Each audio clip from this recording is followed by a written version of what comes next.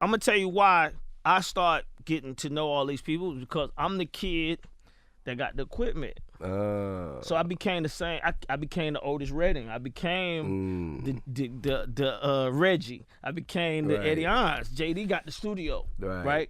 So once somebody found that I could make music in my house, Ian just that became his thing. Like, I'm gonna bring people over your house. We can make some music. Right. So he brought the girl over my house. I never met her before. He's like, Lisa. Wasn't even Left Eye. It was Lisa. And Lisa was actually from Philly, not from Atlanta, and she didn't really have nowhere to stay. And she was a solo artist. Yeah, she was a solo artist. She didn't really have nowhere to stay. So she ended up coming to my house. We started working on music, and she ended up staying in my house, just basically staying there. Wait a minute. So you telling me you lived with Left Eye? Left Eye lived with me in my closet, actually. Huh? Yeah. What do you mean? I had a closet where I recorded, right? And I made the closet the vocal booth. Okay. Somebody told me if you put up these blankets, you can make a vocal booth.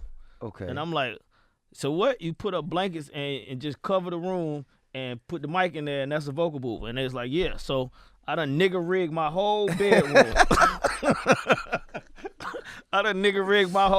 I'm doing everything somebody tell me. I got blankets over the closet. I done took the closet doors off. I'm doing all this too by myself. I unscrewed the closet doors, took the closet doors off so you could just walk into the booth. So where'd you keep your clothes? Huh? So where'd you keep your clothes? I don't even know if I had clothes. I wasn't even, like I said, that wasn't even no issue. Even when you talk about it now, I think I had a dresser. I had one dresser in my room. Right. And that's all the clothes I had. Yeah. You know what I mean? I ain't had no shoes. I had like one pair of shoes. Right. But I wasn't leaving the house. Right. I wasn't leaving the house. It was all equipment, a bed, equipment, and that's all I cared about. So, like I said, so she started coming to the house. This is very important to everybody. You know what I'm saying? The fact that he was so driven that all of the other things that, you know, most kids or most human beings think are important, they had to take a back seat to the vision. Yeah. I mean, I didn't even question myself. It was just like, go. It just felt like it was like a driving force inside you, just moving you toward whatever your passion or destination or 100%. Final destination was. And it was so many things that I had seen prior that I didn't have. So I was marking things off my list. So if I got some 1200, so I had turntables prior, right? Okay. I had these realistic Radio Shack turntables, the belt drive shit. And I thought I was the shit, but I seen, them ain't the techniques. I need them techniques. Yeah. They $2,500 a pop.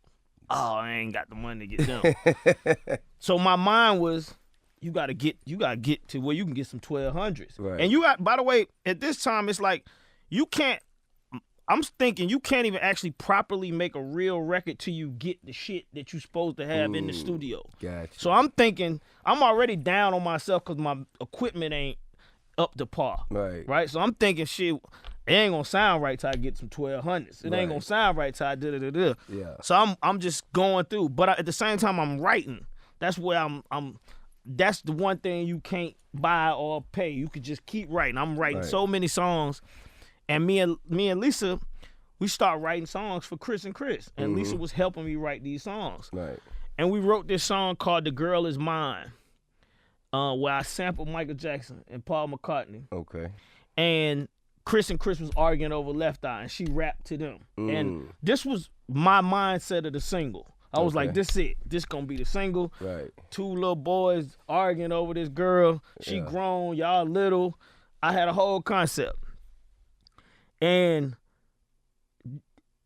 that concept just that wasn't it, right? Work. Because Chris and Chris was so West Side that it didn't jar them the way that I saw them doing this Ice Cube, right?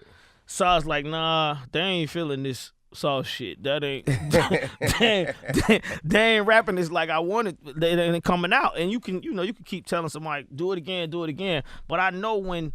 And that's the one thing I learned as far as producing. I know when an artist really likes something, they performance, you ain't got to tell them. You ain't got to talk to them. Yeah, that shit moves. The shit moves through you. Yeah.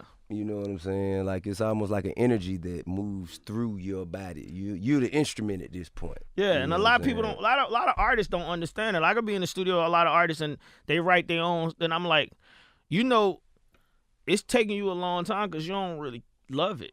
Right. And they'll sit there and argue with me about it. Like, I do love it. I did, and I'm like, all right, you don't understand what I'm saying, because I don't write the shit down.